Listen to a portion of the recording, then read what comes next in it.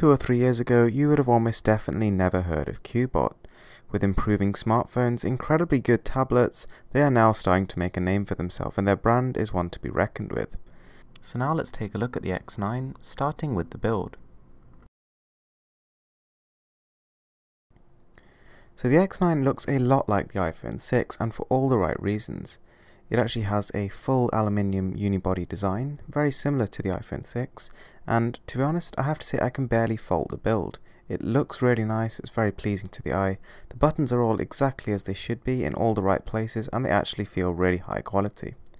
On the front we have a 5 megapixel front camera with a CMOS sensor, as well as your microphone. And then on the back we have an 8 megapixel stacked Sony XMOS sensor, which gives a virtual 13 megapixels.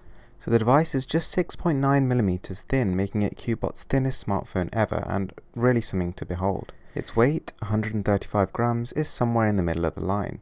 To be fair, I quite like it. It feels like a quality piece of kit in your hand, but at the same time it's light enough to be quite usable.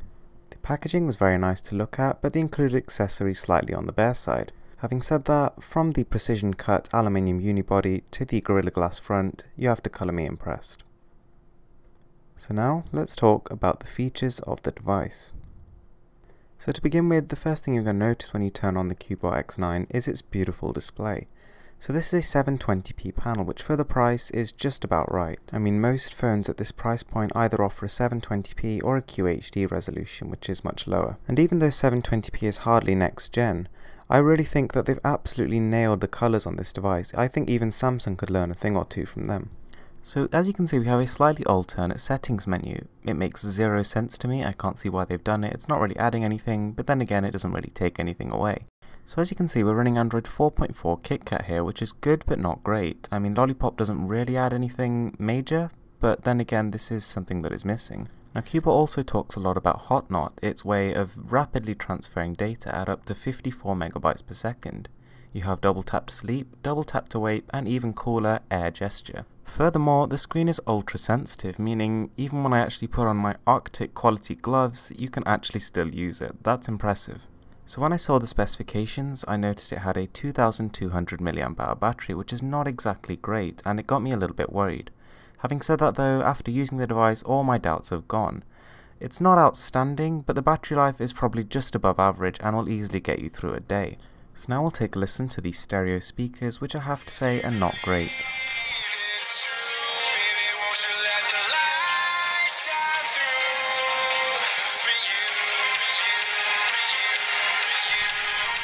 The camera, on the other hand, is another story altogether. So this is still using Google's stock camera app, which is not exactly my favourite. It does offer some fairly nice features, but the interface is a little bit plain for my liking. I think it just looks a little bit like an older version of Android and not quite up to date. The photos this thing comes out with are astonishing in detail. As you can see, on the 13 megapixel mode, you can just keep zooming. Now the picture quality here is actually very reminiscent of last year's LG G3. Really nice detail and impressive colours. Furthermore, in dark situations, the flash, even though single, does an incredible job of lighting things up, and again, detail is just crisp, contrast is high, and colours are still really popping. The autofocus and shutter speed are both, again, better than average. And finally, when you actually go into a scene with low lighting and you're not using flash, I was still amazed by the detail that this thing captures. The camera is really one of the highlights of this phone. Although clearly not as good as the rear one, the front camera also is very respectable. So now let's take a look at performance, which is almost definitely going to be the most important factor for you when you decide to buy a phone. So the interface is very nippy, just moving between screens, scrolling through the launcher, opening up applications, all happens almost instantaneously.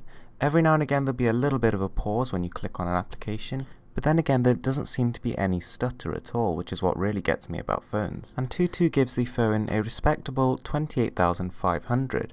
So this places it between the HTC One from 2 years ago and the LG G3 from last year. Those are both, again, flagship devices, so this is, although not outstanding, is impressive.